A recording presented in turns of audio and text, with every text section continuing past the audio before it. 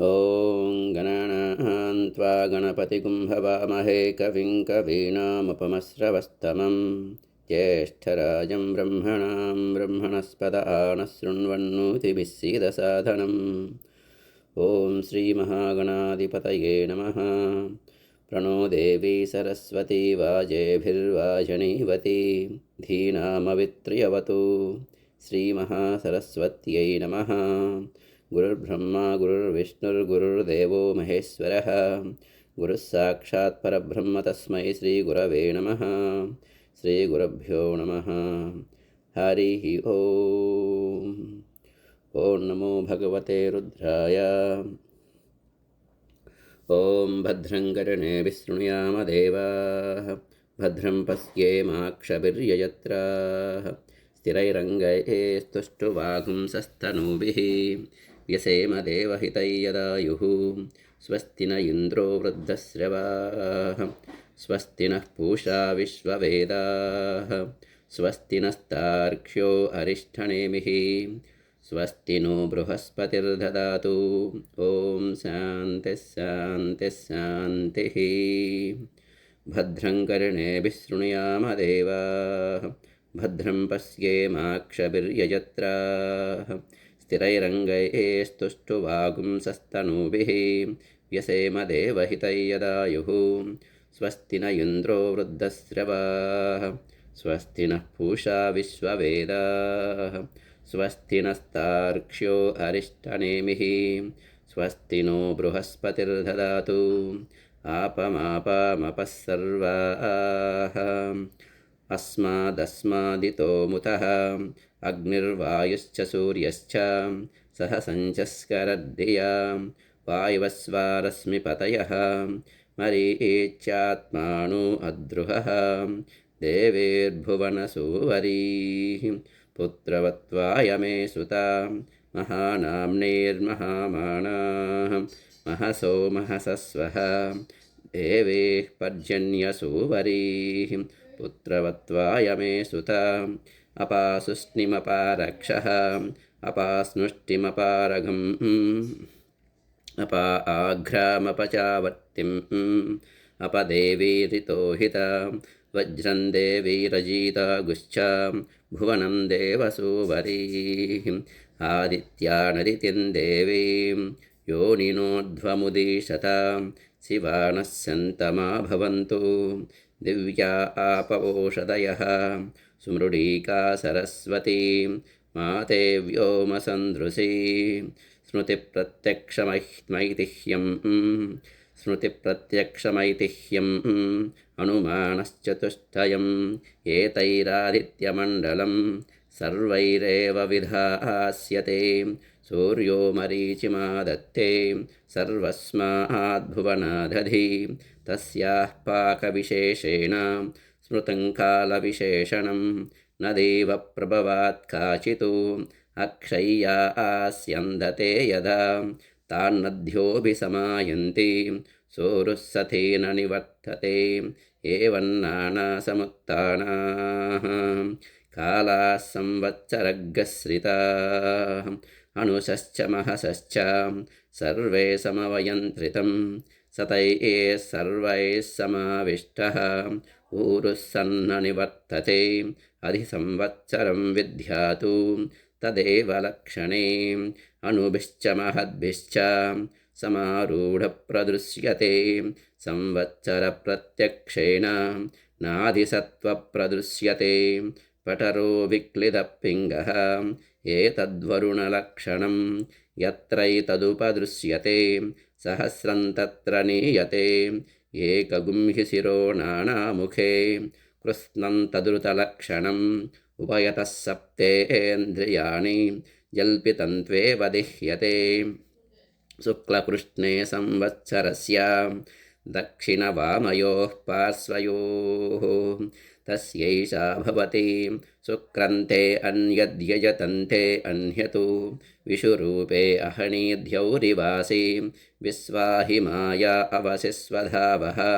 भद्राते पूषन्निहरातिरस्त्विति नात्र भुवनं न पूषा न पशवः नादित्यः संवत्सर एव प्रत्यक्षेण प्रियतमं विद्यातु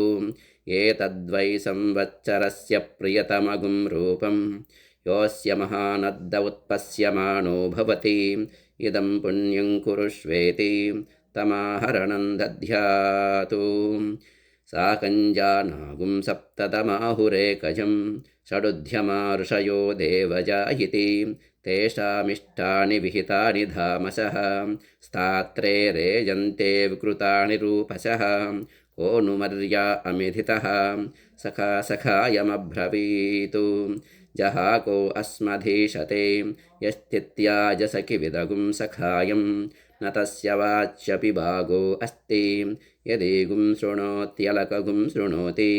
न हि प्रवेद सुकृतस्य पन्थामिति ऋतुर्ऋतुनानुध्यमानः विननादाभिधावः षष्टिश्चत्रिगुंसकावल्गाः शुक्लकृष्णौ शशास्तिकौ सारागवस्त्रैर्जरदक्षः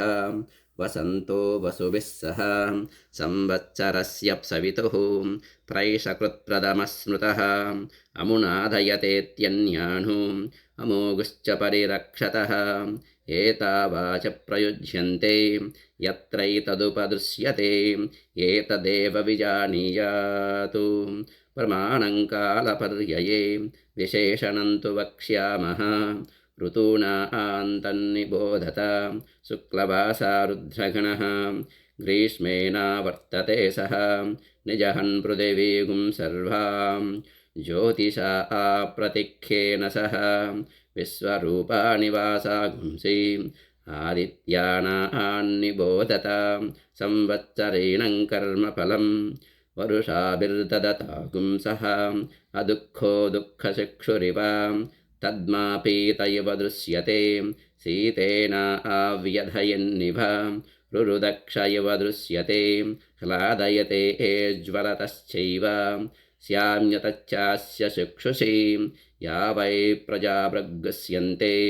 संवत्सरात्ताभृग्गस्यन्ते याः प्रतितिष्ठन्ति संवत्सरेताः प्रतितिष्ठन्ति वर्षाभ्य इत्यर्थः अक्षिदुःखोऽत्यतस्यैव आक्षिदिक्कोऽत्यतस्यैव विप्रसन्ने कनीनिके आङ्क्ते चाद्घनन्नास्ति ऋभूणान्तन्निबोधत कनकाभानिवासागुंसि अहतानि निबोधत अन्नमस्नीतमृज्मीत अहं वो जीवनप्रदः एतावाच प्रयुज्यन्ते शरद्यत्रोपदृश्यते अभिधोन्वन्तो विघ्नन्त इव वातवन्तो मरुद्घणाः अमुतो जेतुमिषुमुखमिव सन्नद्धाः सह ददृशेः अपद्वस्तैर्वस्तिवर्णैरिव विशिखासक्कपद्दिनः अक्रुद्धस्य योऽस्यमानस्य क्रुद्धस्येव लोहिनी हेमतच्चक्षुषे विद्यातु अक्ष्णयोः क्षिपणोरिव दुर्भिक्षं देवलोकेषु मनूनामुदकं गृहे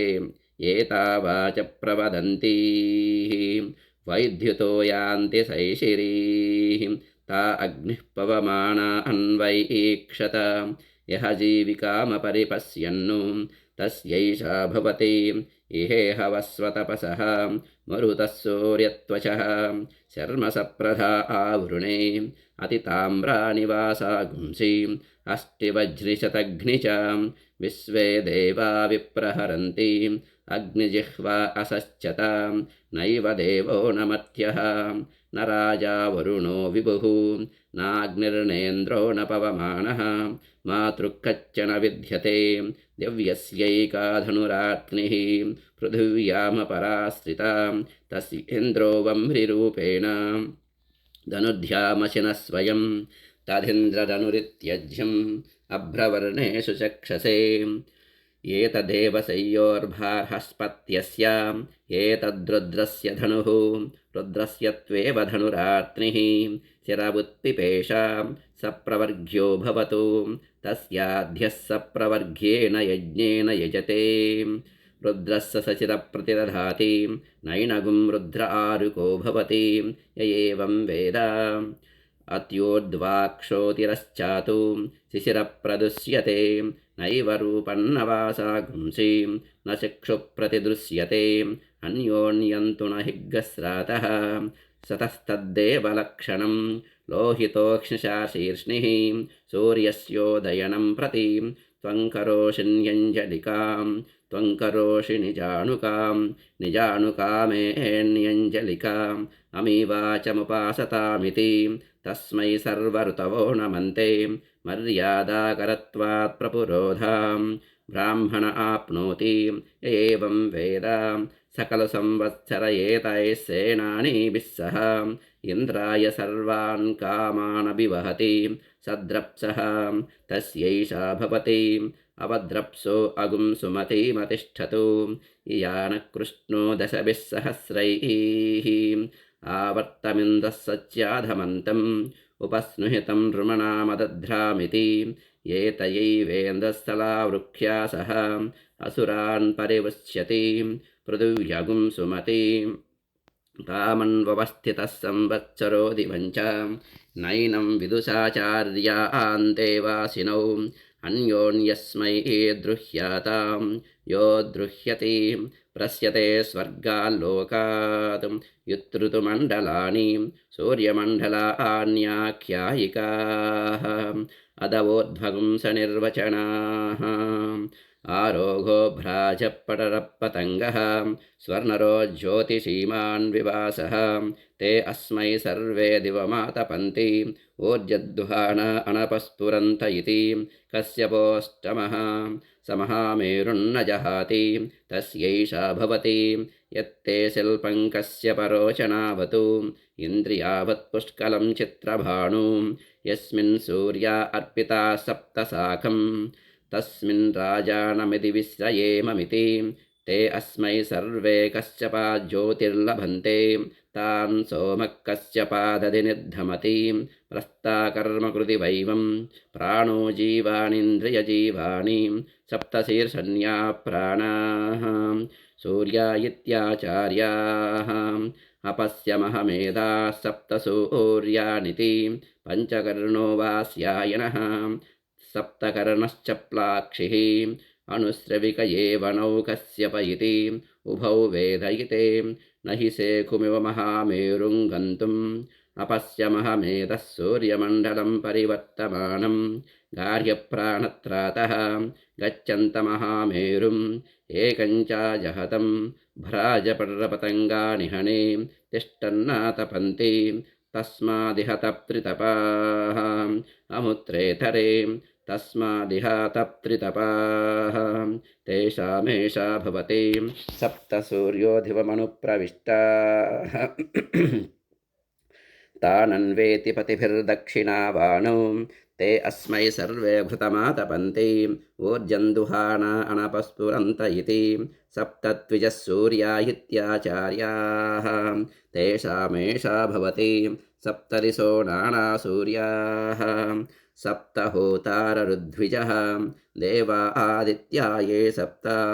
तेभिः सोमाभिरक्षण इति तदप्याम्नायः दिग्भ्राजऋतून् करोति एतयैवावृता सहस्रसूर्यताया इति वै सम्पायनः तस्यैषा भवति यद्ध्याव इन्द्रते शतगुं शतं भूमिः उत स्युः नत्वा वज्रं सहस्रगुं सूर्याः अनुनजातमष्टरोदसी इति नानालिङ्गत्वादृतूनान्नानासूर्यत्वम् अष्टौ तु व्यवसिता इति सूर्यमण्डलानि अष्टातवोर्ध्वं तेषामेषा भवति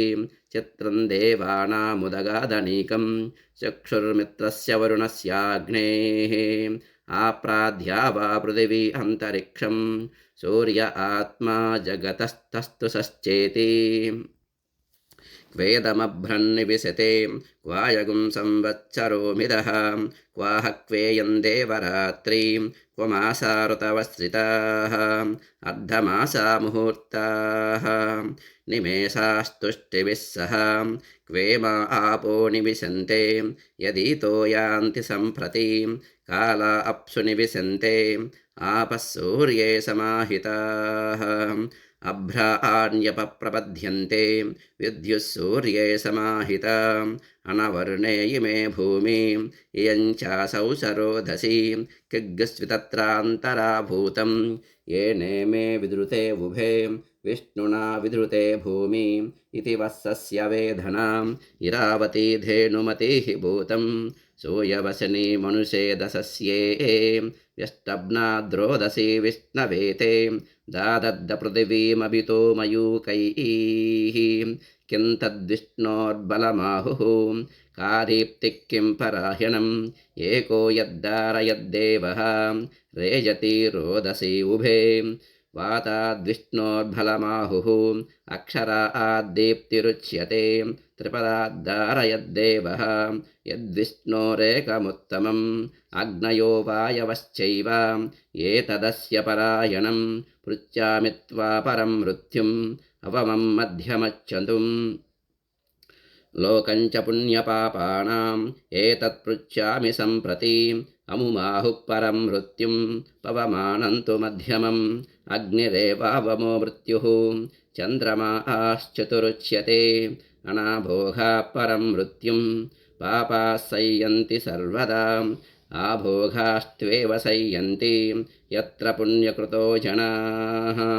ततो मध्यममायन्ति चतुमग्निं च सम्प्रति पृच्छामि त्वा पापकृतः यत्र यातयते यमः त्वन्नस्तद्ब्रह्मन् प्रब्रूहि यदि वेत्ता सतो गृहाणु कस्यपादिदिताः सूर्याः पापा निर्घ्नन्ति सर्वदा रोदस्योरन्तर्देशेषु तत्र न्यस्यन्ते वासवैः ते शरीरा प्रपद्यन्ते यथा पुण्यस्य कर्मणः अपान्यपादकेशसः तत्र ते योनिजा जनाः कृत्वा पुनर्मृत्युमापद्यन्ते अध्यमानाः स्वकर्मभिः असाधिका कृमय इव ततः पूयन्ते वासवैः अपैतं मृत्युञ्जयति य एवं वेद सकल्वैवं विद्ब्राह्मणः दीर्घश्रुत्तमो भवति कस्य पश्यातिथिः सिद्धगमनः तस्यैषा भवति आयस्मिन् सप्तवासवाः रोहन्ति पूर्व्यारुहः ऋषिर्हदीर्घश्रुत्तमः इन्द्रस्य गर्मो अधितिरिति कस्य पप्पस्य को भवति यः सर्वं परिपश्यतीति सौक्ष्म्यातु अदाग्नेरष्टपुरुषस्य तस्यैषा भवति अग्नेनय सुपधाराये अस्मान् विश्वानि देववयुनानि विद्वान् युयोद्यस्मज्जुहुरानमेनः भूयिष्ठान्ते नममुक्तिं विदेमेति अग्निश्च जातवेदाश्च सहोज अजिरा प्रभुः वैश्वानरो नर्यापाश्च पङ्क्तिरादाश्च सप्तमः विसप्पेवाष्टमोऽग्नीनाम् एतेष्ठौ वसवः क्षिता इति यदद्वेवाग्नेरश्चिर्वर्णविशेषाः नीलाश्चिश्च पीतकाश्चिश्चेति अदवायोरेकादशपुरुषस्यैकादशस्त्रीकस्य प्रभ्राजमाणा व्यवदाताः याश्च वासुकि वैद्युताः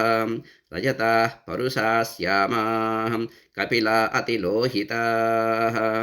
ऊर्ध्वा औपतन्ताश्च वैद्युत इत्येकादश नैनं वैद्युतो हि नस्ति एवं वेद सहोवाच व्यासपाराशर्यः विद्युद्वदमेवाहं मृत्युमयीच्छमिति नत्वकामगुं हन्ति य एवं वेद अध गन्धर्वगणाः स्वानभ्राट् अङ्घारिर्भम्भारिः हस्तः सुहस्तः कृशानुर्विश्वावसुः मूर्धन्वान् सूर्यवच्चाः कृतरित्येकादश गन्धर्वगणाः देवाश्च महादेवाः रश्मयश्च देवागरगिरः नैनङ्गरो हि नस्ति य एवं वेद गौरीमिमाय सलिलानि तक्षति एकपदी द्विपदी सा चतुष्पदी अष्टापदी नवपदी बभूविषी सहस्राक्षरा परमे व्योमन्निति वाचो विशेषणम् अधनिगतव्याख्याताः ताननुक्रमिष्यामः वराहवस्वतपसः विद्युन्महसो धूपयः स्वापयो गृहमेधाश्चेत्येते ये चेमेशिमि विद्विषः पर्जन्याः सप्तपृथिवीमभिवर्षन्ति वृष्टिभिरिति ये तयैव विभक्तिविपरीताः सप्तभिर्वातैरुधीरिताः अमो लोकानभिवर्षन्ति तेषामेषा भवति समानमेतदुदकम् उच्चैत्यवशाहभिः भूमिं पर्जन्याजन्वन्ति दिवं जन्वन्त्यग्नय इति यदक्षरं भूतकृतं विश्वे देवा उपासते महर्षिमस्य गोप्तारं जमदग्निमकुर्वत जमदग्निराप्यायते छन्दोभिश्चतुरुत्तरैः राज्ञः सोमस्य तृप्तासः ब्रह्मणा वीर्यावत शिवानप्रदिशो दिशः तच्चयोरावृणीमहे गातुयज्ञपतये दैवी स्वस्तिरस्तु नः स्वस्तिर्मानुषेभ्यः ऊर्ध्वञ्जिगातु भेषजं शन्नो अस्तु द्विपदे चञ्चतुष्पदे सोमपा असोमपा इति निगदव्याख्याताः सहस्रहृदयं भूमिः परं व्योमसहस्रवृतो अश्विना भुज्यूना सत्या विश्वस्य जगतस्पति जाया भूमिपतिर्व्योमा वितुनन्ता अतुर्यतुः पुत्रो बृहस्पतिरुद्रः सरमा इति स्त्रीपुमं शुक्रं वा मन्यद्यजतं वा मन्यतु विषुरूपे अहणे द्यौरिवस्तः विश्वाहि माया अवदस्वदावन्तौ भद्रावां पोषणा विहरातिरस्तु वासात्यौ चित्रौ जगतौ निदानौ द्यावा भूमि शरदः सगुंसखायौ तावस्विना रासभा स्वाहवं मे सुबस्पति आगतगुं सूर्यया सह तुग्रोहभुज्युमस्विनोदमेघे रयन्न कश्चिन्ममृवान् अवाहाः तमोहतुर्नौभिरात्मन्वतेभिः अन्तरिक्षप्रद्भिरबोधकाभिः तिस्रः क्षपस्त्रिरः तीव्रजद्भिः नासत्याभुज्युमुहतु पतङ्गैः समुद्रस्य धन्वन्नार्द्रस्य पारे त्रिभिरतैः शतपद्भिः षडश्वैः सवितारं वितन्वन्तम् अनुबध्नाति साम्बरः आपपौरुषं भरश्चैव सवितारे पशो भवतु त्रिगुंसुतुप्तं विदित्वैव बहुसोमगिरं वशी अन्वेति तुग्रोवक्रियान्तम् आयसूयान् सोमतृप्सुषु ससङ्ग्रामस्तमोऽध्योत्योतः वाचोघापिपाति ततो सतद्गोविस्तवात्येत्यन्ये रक्षसारन्विताश्च ये अन्वेति परिवृत्यास्तः एवमेतौस्थो अश्विनां ते एते ध्युपृथिव्योः अहरहर्गद्बन्धधाधे तयोरेतौ वस्तावहोरात्रे पृथिव्या अहः दिवो रात्रिः ता अविसृष्टौ दम्पती एव भवतः तयोरेतौ वस्सौ अग्निश्चादित्यश्च रात्रेर्वस्सः श्वेत आदित्यः अन्योऽग्निः ताम्रो अरुणः ता अविसृष्टौ दम्पती एव भवतः तयोरेतौ वस्सौ वृत्रश्च वैद्युतश्च अग्नेर्वृत्रः वैद्युत आदित्यस्य ता अविसृष्टौ दम्पती एव भवतः तयोरेतौ वस्सौ उष्माशनिहारश्च वृत्रस्योष्मा वैद्युतस्य निहारः तौ तावेव प्रतिपद्येते सेयगुं रात्रिगर्भिणी पुत्रेण संवसति तस्या वा एतदुल्बणं यद्रात्रौ रश्मयः यदा गोर्गर्भिण्यावल्बणम् एवमेतस्यावल्बणं प्रजयिष्णुप्रजया सपशुभिश्च भवति य एवं वेद एतमुद्यन्तमपि यन्तं चेति आदित्यपुण्यस्य वत्सः अथ पवित्राङ्गिरसः पवित्रवन्तः परिवाजमासते पितैषां प्रत्नो अभिरक्षति व्रतं महस्समुद्रं वरुणस्तिरो दधे धीरा इच्छे कुरुद्धनुरेश्वारभं पवित्रन्ते विततं ब्रह्मणस्पते प्रभुर्गात्राणि पर्येषि विश्वतः अतप्ततनोर्नतदामो अश्नुते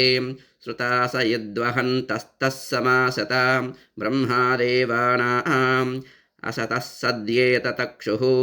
ऋषयः सप्त्रात्रिश्च यतो सर्वे त्रयो अगस्त्यश्च नक्षत्रैः सङ्कृतो वसन्नु अदसवितस्यावास्वस्यावर्तिकामस्य अमीयरुक्षा निहिता स उच्च नक्तन्ददृशे कृहचिद्दिवेयुः अदब्दानि वरुणस्य व्रतानि विशिखाश्चन्द्रमा नक्षत्रमेति तत्सवितुर्वरेण्यं भर्गो देवस्य धीमहि धियो यो न प्रचोदयात् तत्सवितुर्वृणीमहे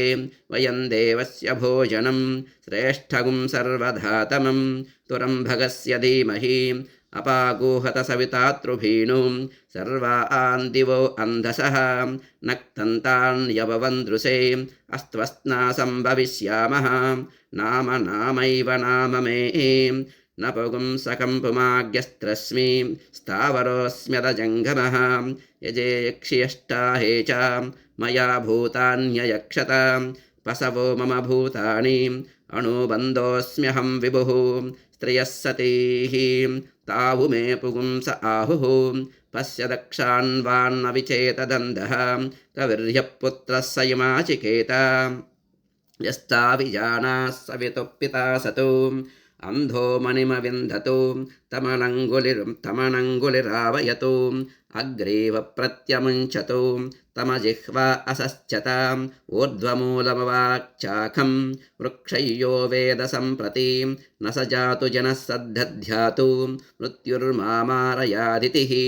असितगुं मृदितं गीतं वीणापनवलासितं मृतं जीवं च यत्किञ्चित् अङ्गानि स्नेव विद्धि ततो अतृस्य गतृस्य ध्यायतु अस्माज्जाता मे विधूचरन्नु पुत्रो निरृत्या वैदेहः अचेतायश्च चेतनः सतं मणिमविन्दतु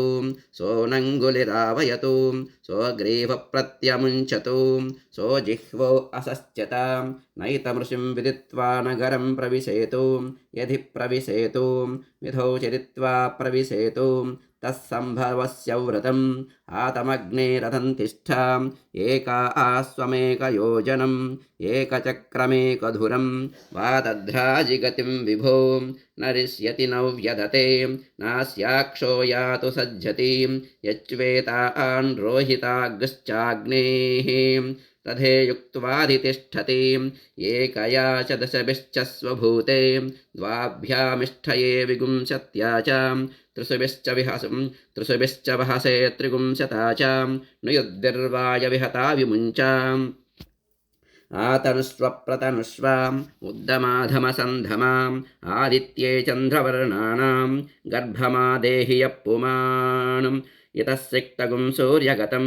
चन्द्रमसेरसङ्कृधिं वारारञ्जनयाग्रेऽग्निं य एको रुद्रमुच्यते असङ्ख्याताः सहस्राणि स्मर्यते न च दृश्यते एवमेतन्निबोधताम् आमन्द्रैरिन्द्रहरिभिः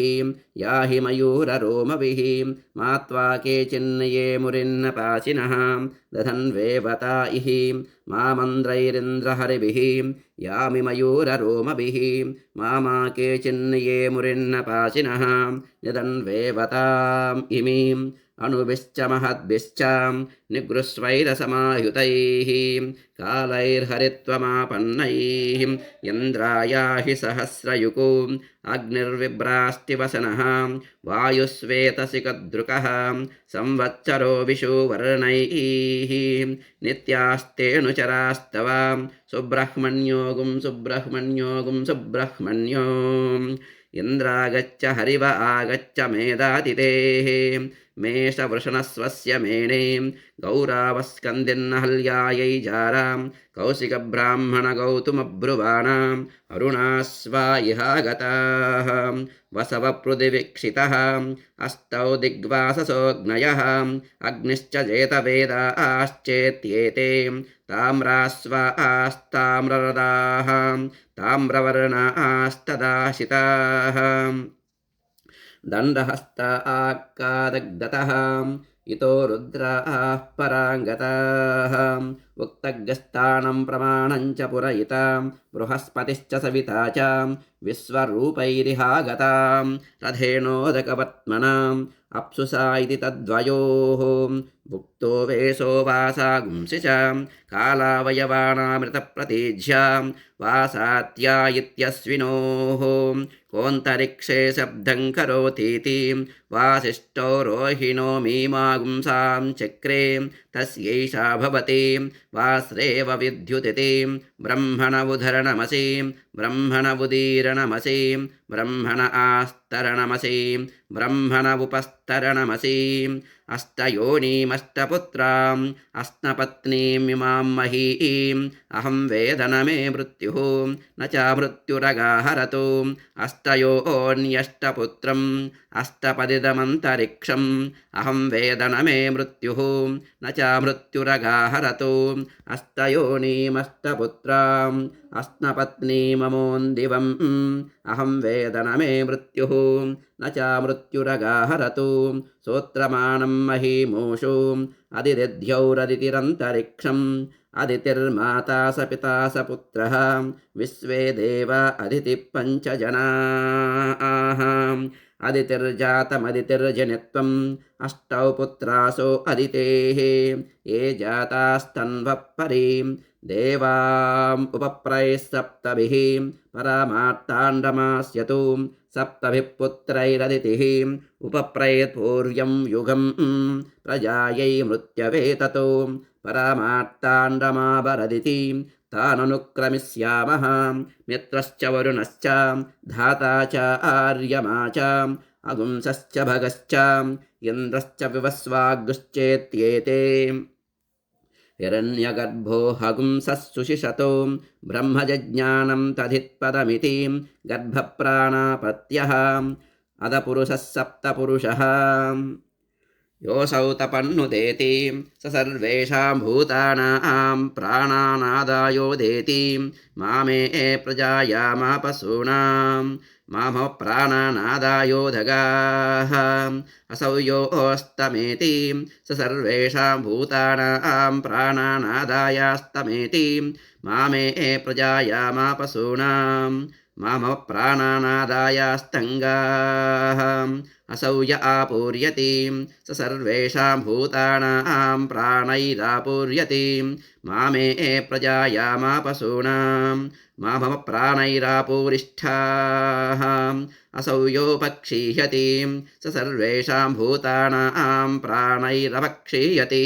मामे प्रजायामापसूनां माम प्राणैरपक्षेष्ठाः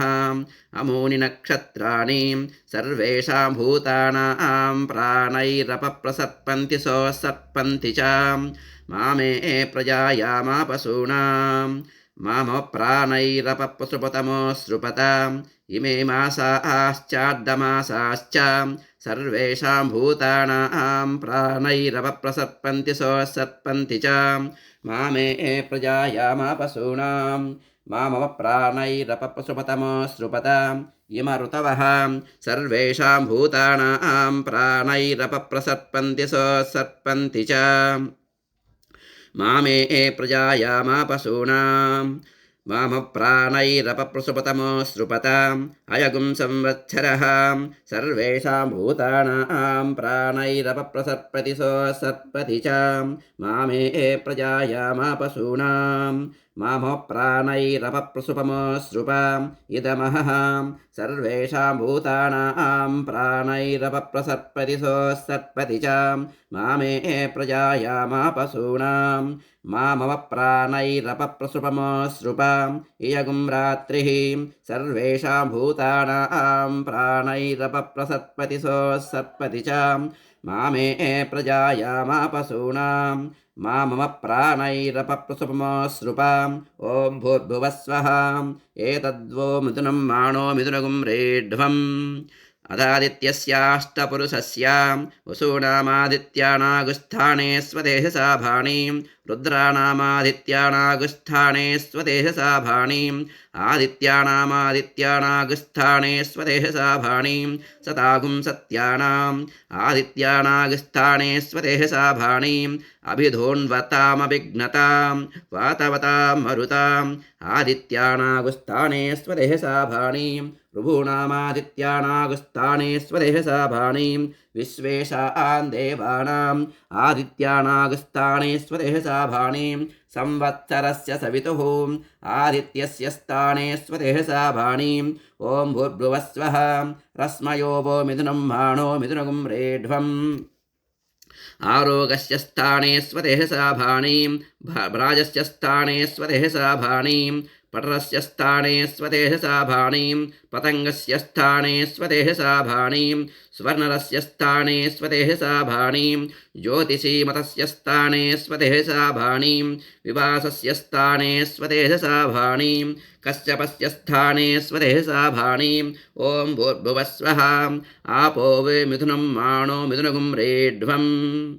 अथ वायोरेकादशपुरुषस्यैकादशस्त्रीकस्यां प्रभ्राजमानानागुं रुद्राणागुस्थाने स्वदेहसा भाणीं विवदातानागुं रुद्राणागुस्थाने स्वदेहसा भाणीं वासुकि वैद्युतानागुं रुद्राणागुस्थाने स्वदेहसा भाणीं रजतानागुं रुद्राणागुस्थाने स्वदेहसा भाणीं परुषाणागुं रुद्राणागुस्थाने स्वदेहसा भाणीं श्यामानागुं रुद्राणागुस्थाने स्वदेहसा भाणीं कपिलानागुं रुद्राणागुस्थाने स्वदेहसा भाणीं अतिलोहितानागुं रुद्राणागुस्थाने स्वदेहसा भाणीं ऊर्ध्वानागुं रुद्राणागुस्थाने स्वदेहसा भाणीं अवपतन्तानागुं रुद्राणागुस्थाने स्वदेहसा भाणीं वैद्युतानागुं रुद्राणागुस्थाने स्वदेहसा भाणीं प्रभ्राजमानीनागुं रुद्राणीनागुस्थाने स्वदेहसा भाणीं विवदातीनागुं रुद्राणीनागुस्थाने स्वदेहसा भाणीं वासुकि वैद्युतीनागुं रुद्राणीनागुस्थाने स्वदेहसा भाणीं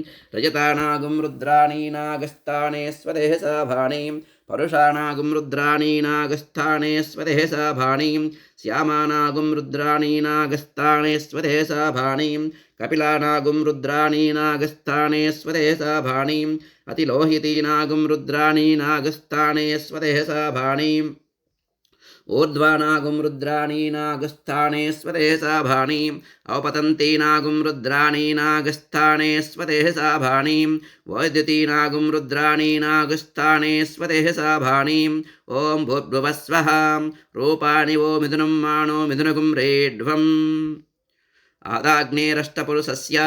अग्ने पूर्वदिश्यस्य स्थाने स्वदेहसा भाणीं जातवेदसोपदिश्यस्य स्थाने स्वदेहसा भाणीं सहोजसो दक्षिणदिश्यस्य स्थाने स्वदेहसा भाणीं अजिराप्रभवदिश्यस्य स्थाने स्वदेहसा भाणीं वैश्वानरस्यापरदिश्यस्य स्थाने स्वदेहसा भाणीं नर्यापसोपदिश्यस्य स्थाने स्वदेहसा भाणीं पङ्क्तिराधसवदग्दिश्यस्य स्थाने स्वदेहसा भाणीं विसर्पिन उपदिश्यस्य स्थाने स्वदेहसा भाणीं ॐ भूर्भुवस्वः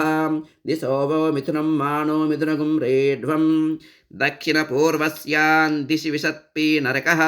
तस्मान्नः परिपाहि दक्षिणापरस्यां दिशि विसर्पि नरकः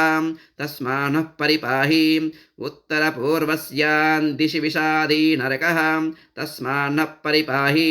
उत्तरपरस्यां दिशि विषादि नरकः तस्मान्नः परिपाहि आयस्मिन् सप्तवासवा इन्द्रियाणि च तक्रतवित्येते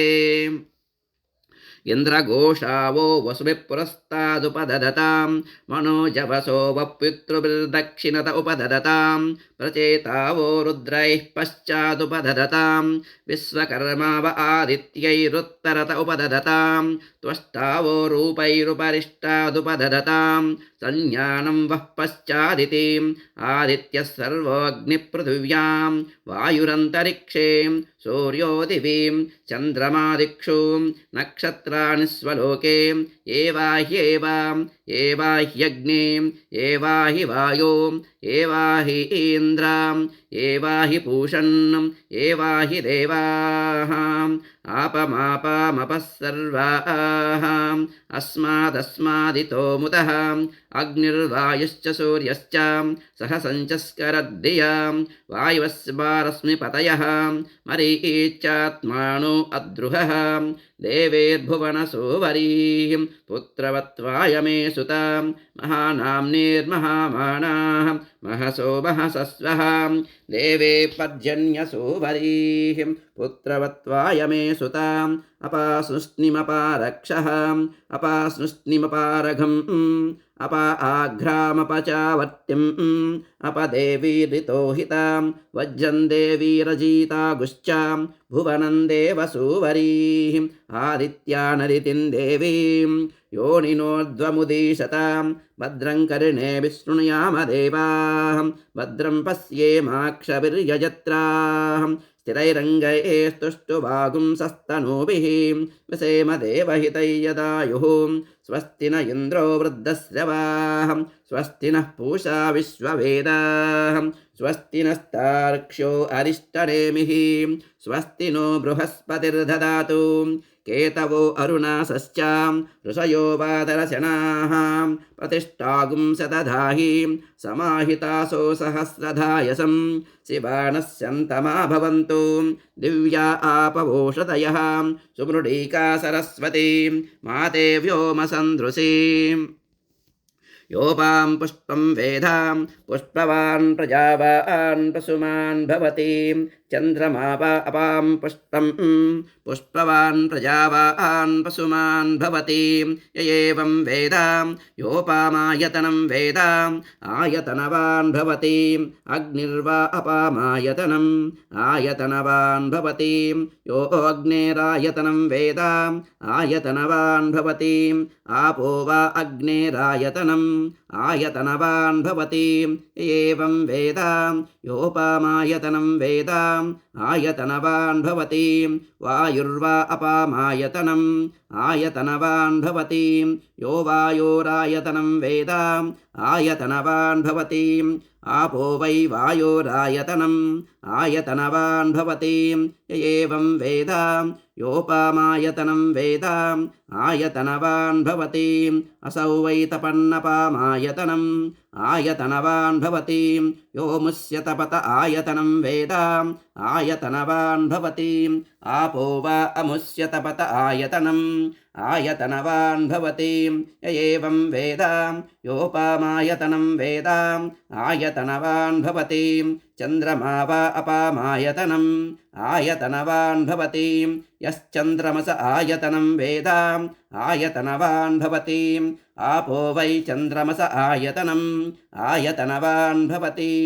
एवं वेदां योपामायतनं वेदाम् आयतनवान् भवति नक्षत्राणि वा अपामायतनम् आयतनवान् भवति यो नक्षत्राणामायतनं वेदाम् आयतनवान् भवति आपो वै नक्षत्राणामायतनम् आयतनवान् भवति एवं वेदां योपामायतनं वेदाम् आयतनवान् भवति पर्जन्यो वा अपामायतनम् आयतनवान् भवति यः पर्जन्यस्यायतनं वेदाम् आयतनवान् भवति आपो वै पर्जन्यस्यायतनम् आयतनवान् भवति एवं वेदां योपामायतनं वेदाम् आयतनवान् भवति संवत्सरो वा अपामायतनम् आयतनवान् भवति यः संवत्सरस्यायतनं वेदाम् आयतनवान् भवति आपो वै संवत्सरस्यायतनम् आयतनवान् भवति एवं वेदां योऽप्सुनाभं प्रतिष्ठितां वेदां प्रत्येव तिष्ठति इमे वै लोका अप्सु प्रतिष्ठिताः तदेशाभ्यणोक्ताम् अपागुं रसमुदयगुं सन्नु सूर्ये शुक्रगुं समाभृतम् अपागुं रसस्य यो रसः त्वं वो गृह्णामित्युममिति इमे वै लोका अपागुं रसः ते मुस्मिन्नादित्ये समाभृताः जानुदग्निमुत्तरवेदीं खात्वा अपां पूरयित्वा गुल्पदग्नं पुष्करपर्णैः पुष्करदण्डैः पुष्करसग्रस्तीर्यां तस्मिन् विहायसे अग्निं प्रणीयोपसमाधाय ब्रह्मवादिनो वदन्ति कस्मात् प्रणीतेयमग्निश्चीयते सा प्रणीतेयमप्सह्ययञ्चीयते असौ भुवनेऽप्यनाहिताग्निरेताः तमवितयेत अभीष्टक उपदधाति अग्निहोत्रे दर्शपूर्णमासयोः पशुबन्धे चातुर्मास्येषु अदो आहुः सर्वेषु यज्ञक्रतुष्विति एतद्दस्म्वा आहुः सन्धिलाः कमग्निञ्चिनुते सत्रयमग्निञ्चिन्वाणः संवत्सरं प्रत्यक्षेण कमग्निञ्चिनुते सावित्रमग्निञ्चिन्वाणः अमुमादित्यं प्रत्यक्षेण कमग्निञ्चिनुते नासिकेतमग्निञ्चिन्वाणः प्राणान् प्रत्यक्षेण कमग्निञ्चिनुते चातुर्होत्रयमग्निञ्चिन्वाणः ब्रह्म प्रत्यक्षेण कमग्निञ्चिनुते वैश्वसुजमग्निञ्चिन्वाणः शरीरं प्रत्यक्षेण कमग्निञ्चिनुते उपाणुवाक्यमासुमग्निञ्चिन्वाणः इमान् लोकान् प्रत्यक्षेण कमग्निञ्चिनुते इममारुणकेतुकमग्निञ्चिन्वाण इति य एवासौ इतश्चामुतश्च व्यतीपाति तमिति यो अग्नेर्मिथूया वेधा मिथुनवान् भवति आपो वा अग्नेर्मिथूयाः मिथुनवान् भवति य एवं वेधा आपो वा इदमासंसलिलमेव स प्रजापतिरेकपुष्करपर्णे समभवतु तस्यान्तर्मनसि कामः समवर्तताम् इदगुं सृजेयमिति तस्माद्यत्पुरुषो मनसा विगच्छति तद्वाचा वदति तत्कर्मणा करोति तदेषाभ्यनुक्तां कामस्तदग्रे समवर्तताधि मनसो रेतप्रदमय्यदासीत् सतो बन्धुमसति निरविन्दन् ऋतिप्रतिस्या कवयो मनीषेति उपैनं तदुपनमति यत्कामो भवति य एवं वेदां सतपोतप्यतां सतपस्तप्त्वा शरीरमधूनुतां तस्य यन्मागुं समासीतु ततोरुणाकेतवो वातरचना ऋषयवदतिष्ठन्नु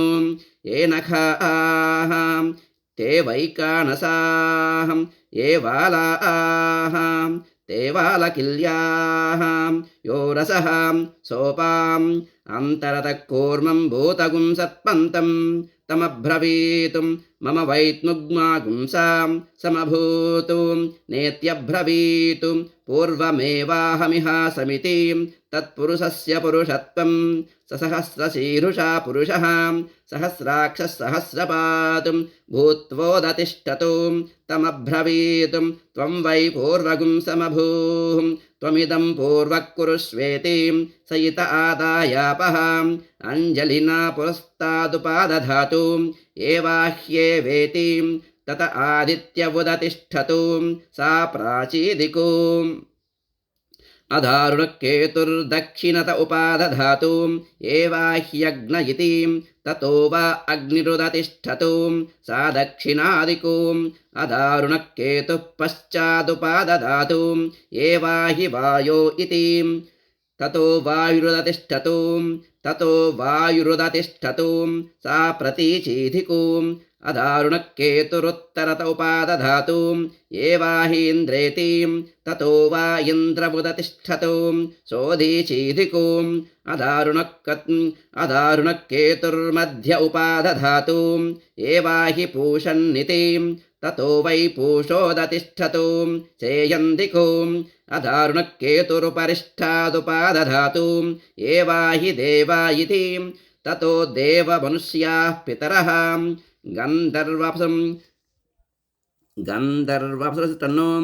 गन्धर्वाप्सरसश्चोदिष्टन्नु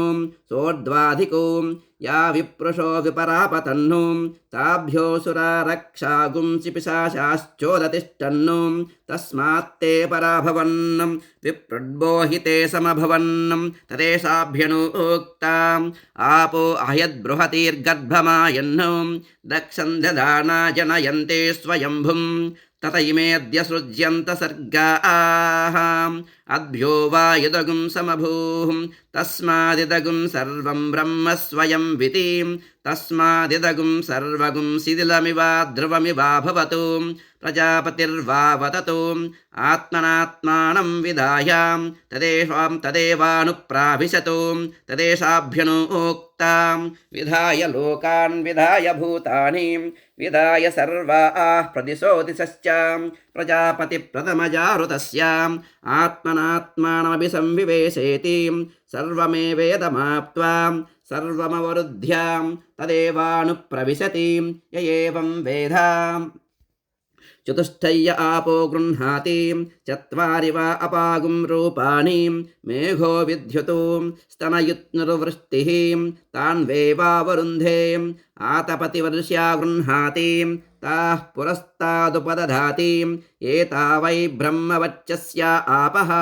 मुकत एव ब्रह्मवच्चसमवरुन्धे तस्मान्मुकतो ब्रह्मवच्चसितरः कोऽप्या गृह्णाति ता दक्षिणत उपदधाति एता वै तेजस्विनीरापः तेज एवास्य दक्षिणतो दधाति तस्माद्दक्षिणोऽड्डस्तेजस्वितरः स्थावरा गृह्णाति ताः पश्चादुपदधाति प्रतिष्ठिता वै स्थावराः पश्चादेव प्रतिष्ठति वहन्तिर्गृह्णाति तावुत्तरत उपदधाति ओजसा वा एता वहन्तिरिवोद्गतिरिव आकूजतिरिव धावन्तीः ओज एवास्योत्तरतो दधाति तस्मादुद्धरोद्धवोजस्वितरः सम्भार्या गृह्णाति तामद्य उपदधाति यं वै सम्भार्याः अस्यामेव प्रतिष्ठति पल्वल्या गृह्णाति ता उपरिष्टादुपादधाति असौ वै पल्वल्याः अमुष्यामेव प्रतिष्ठति दिक्षुपदधाति दिक्षु वा आपः अन्नं वा आपः अद्यो वा अन्नं जायते यदेवाद्योऽन्नं जायते तदवरुन्धे तं वा एतमरुणा केतवो वातरशनार्षयो चिन्वन्नं तस्मादारुणकेतुकः तदेशाभ्यनोक्तां केतवो अरुणासश्चां ऋषयो वातरशनाः प्रतिष्ठागुं शतधाहि समाहितासो सहस्रदाय समिति शतशश्चैव सहस्रशश्च प्रतिष्ठति य एतमग्निं चिनुते य उचैनमेवं वेदां जानुदग्निमुत्तरवेदें खात्वा अपां पूरयति अपागुं सर्वत्वायां पुष्करपर्णगुं रुक्मं पुरुषमित्युपदधाति तपो वै पुष्करपर्णं सत्यगुं रुक्मः अमृतं पुरुषः एतावद्भावा आस्ति यावदेततो यावदेवास्ति तदवरुन्धे कूर्ममुपदधाति अपामेवमेधमवरुन्धे अदो स्वर्गस्य लोकस्य समष्ट्यै आपमापामपः सर्वाः अस्मादस्मादितो मुतः अग्निर्वायुश्च सूर्यश्च सह सञ्चस्करद्धिया इति वायुवस्वारश्मिपतयः लोकं पृणत्यद्रं पृणां यास्तिस्रः परमजाः इन्द्रघोषावो वसुभिरेवाह्येवेति पञ्चशतोपदधाति पञ्चशतयोपदधाति पाङ्क्तोऽग्निः यावानेवाग्निः तञ्चिनुते लोकं पृणयाद्वितीया उपदधाति पञ्चपदा वै विराटु तस्या वा इयं पादः अन्तरिक्षं पादः द्यौः पादः दिशः पादः परोरजा पादः विराज्येव प्रतिष्ठति य एतमग्निं चिनुते य उचैनमेवं वेद अग्निं प्रणयोपसमाधाय तमवितयेत अभीष्टका उपदधाति अग्निहोत्रे दश पूर्णमासयोः पशुबन्धे चातुर्मास्येषु अदो आहुः सर्वेषु यज्ञक्रतुष्विति हदहस्माहारुणस्वायम्भुवः सावित्रः सर्वोऽग्नित्यननुसङ्गं मन्यामहे नाना वा एतेषां वीर्याणि कमग्निं चिनुते सत्रियमग्निं चिन्वाणः कमग्निं चिनुते सावित्रमग्निं चिन्वाणः कमग्निं चिनुते नासिकेतमग्निं चिन्वाणः कमग्निं चिनुते చాతుర్మగ్నియం చాతుర్హోత్రయమగ్నిం చిన్వాణః కమగ్నిం చునుతే వైశ్వసుజమగ్నిం చిన్వాణః కమగ్నిం చునుతే ఉపానువాక్యమాసుమగ్నిం చిన్వాణః కమగ్నిం చునుతే ఇమమారుణకేతుకమగ్నిం చిన్వాణ ఇతి వృషా వా అగ్నిః వృషాణో సగ్గుస్పాలయేతు హన్యేత ఆస్య యజ్ఞః తస్మాన్నానుసజ్యః సోత్తరవేదసు కదచిన్వీతాం ఉత్తరవేద్యాగ్నిశ్చీయతే ప్రజాకామశ్చిన్వీతాం ప్రాజాపత్యో వా ఏషోऽగ్నిః ప్రాజాపత్యా ప్రజావాన్ భవతి య ఏవం వేద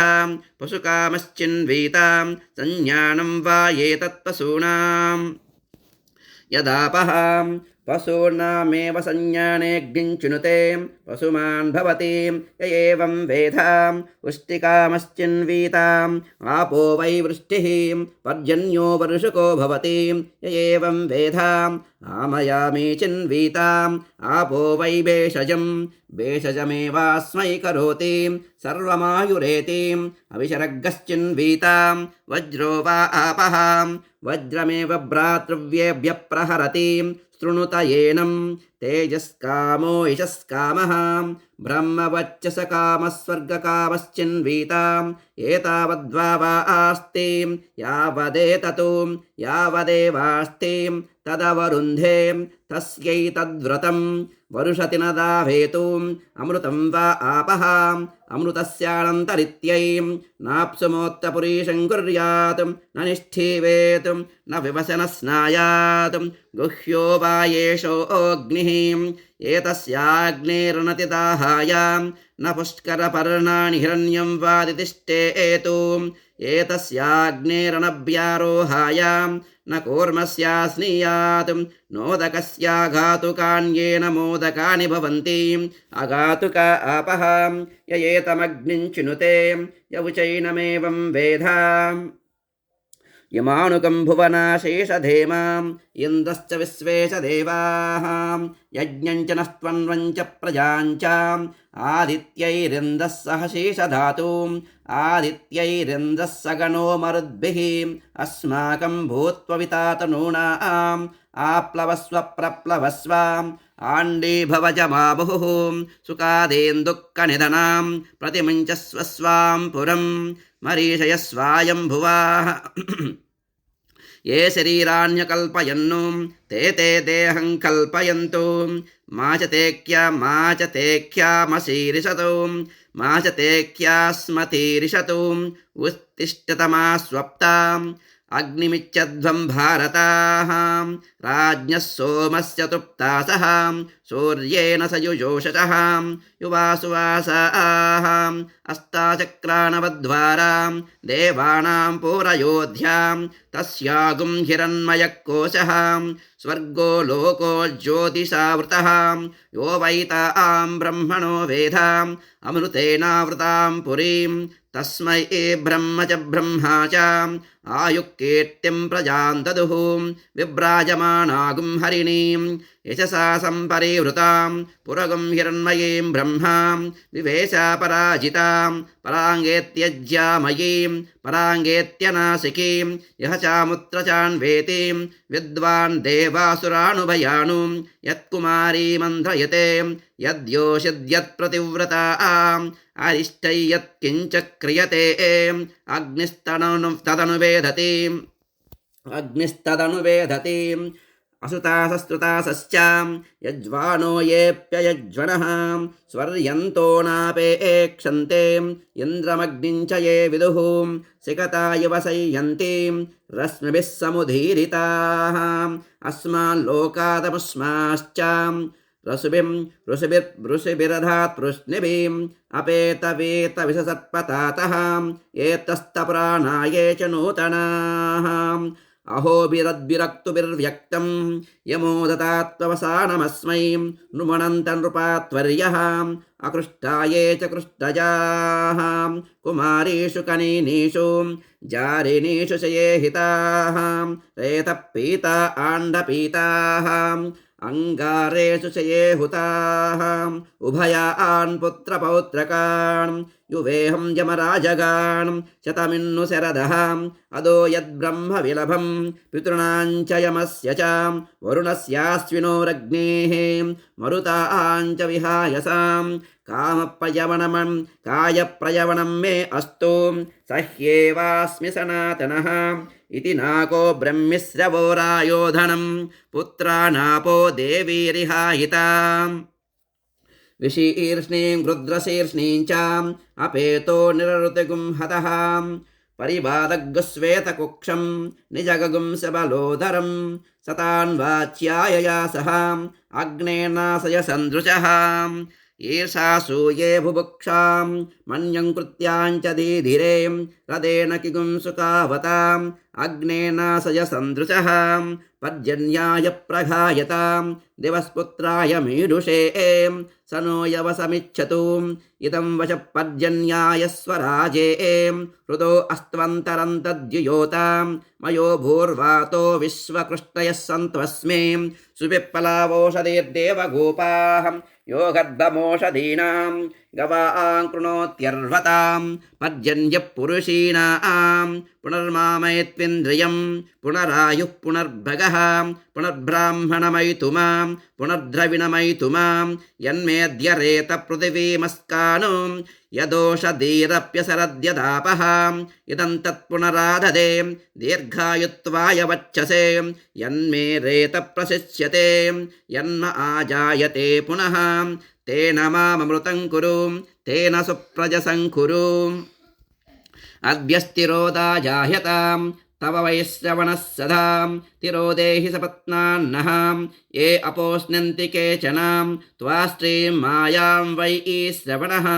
रदगुं सहस्रबन्धुरं पुरश्चक्रगुं सहस्राश्वम् आस्थायायाहिनो बलिं यस्मै भूतानि बलिमावहन्ति धनं गावो हस्ति हिरण्यमस्वानो असामसुमतौ यज्ञियस्यां श्रियं बिभ्रतोन्नमुखीं विराजं सुदर्शने चक्रौञ्चे च मैनागे च महागिरौ तद्वाट्टारगमन्तां सगुंहार्यन्नगरन्तवाम् इति मन्त्राः कल्पोतवोर्ध्वं यदि बलिगुं हरेतु हिरण्यनाभये वितुदवे कौबेरायायं बलिः सर्वभूताधिपतये नम इति अदबलिगुं पृत्वोपतिष्ठेतां क्षत्रं क्षत्रं वै श्रवणः ब्राह्मणा वयग्स्मः नमस्ते अस्तु मामाहिगुंसीः अस्मा प्रविश्यान्नमद्धीतिम् अततमग्निमादधीतां यस्मिन्नेतत्कर्म प्रयुञ्जीतां तिरोधा भूः तिरोधा भुवः तिरोधा स्वः तिरोधा भूर्भुवः स्वः सर्वेषां लोकानामाधिपत्ये सीदेति अततमग्निमादधीताम् अधतमग्निमिन्दीताम् यस्मिन्नेतत्कर्म प्रयुञ्जीतां तिरोधा भूः स्वाहा तिरोधा भुवः स्वाहा तिरोधा स्वः स्वाहा तिरोधा भूर्भुवः स्वः स्वाहा यस्मिन्नस्य काले सर्वा आहुतिर्हूता भवेयुः अभिब्राह्मणमुखीनां तस्मिन्नह्नः काले प्रयुञ्जीतां परस्सुप्तजनाद्वेपि मास्म प्रमाद्यन्तमाध्यापयेतु सर्वार्थाः सिद्ध्यन्ते य एवं वेदां क्षुद्यन्यतमजानतां सर्वर्थाः सिद्ध्यन्ते यस्ते विघातुको भ्राता ममान्तर्हृदये स्थितः तस्मा इममग्रपिण्डं जुहोति तस्मा इममग्रपिण्डं जुहोमि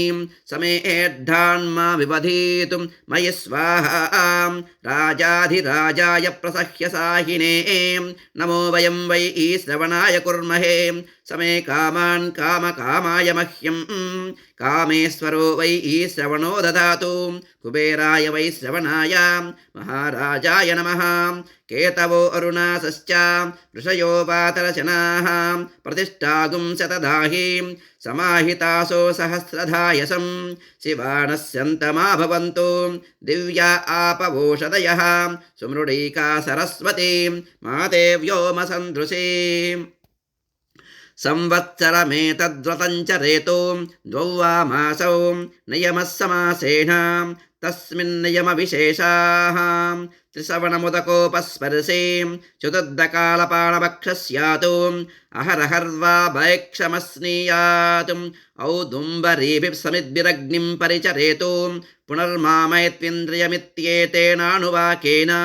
उद्धृतपरिपूताभिर्द्भिक्कार्यं कुर्वीताम् असञ्चयवान् अग्नये वायवे सूर्याय ब्रह्मणे प्रजापतये चन्द्रमसे नक्षत्रेभ्यः ऋतुभ्यः संवत्सराय वरुणायारुणायेति व्रतहोमाः प्रवर्घ्यवदादेशः अरुणाक्षाण्डऋषयः अरण्ये धीरन्नं भद्रं कर्णेभिर्दित्वे च पित्वा महानाम्नि मृदकुं सग्गस्पर्शां तमाच आर्यो दध्यात् शिवानस्यन्तमेत्योषधीरा लभते सुमृडीकेति भूमिम् एवमपवर्घ्ये धेनुर्दक्षिणां कगुं संवासक्षक्षौमम् अन्यद्वा शुक्लं यथा शक्तिवा एवग्स्वाध्यायधर्मेण अरण्येदीतं तपस्वी पुण्यो भवति तपस्वी पुण्यो भवति तपस्वी पुण्यो भवति तपस्वी पुण्यो भवति तपस्वी पुण्यो भवति तपस्वी पुण्यो भवति। ॐ भद्रं कर्णेभिः शृणुयाम देवाः भद्रं पश्येमाक्षभिर्यजत्राः स्थिरैरङ्गैस्तुष्टुवागुंसस्तनूभिः वसेम देवहितैयदायुः स्वस्ति न इन्द्रो वृद्धश्रवाः स्वस्ति नः पूषा विश्ववेदाः स्वस्ति नस्तार्क्ष्यो अरिष्टनेमिः स्वस्ति नो बृहस्पतिर्दधातु। ॐ शान्तिः शान्तिः शान्तिः।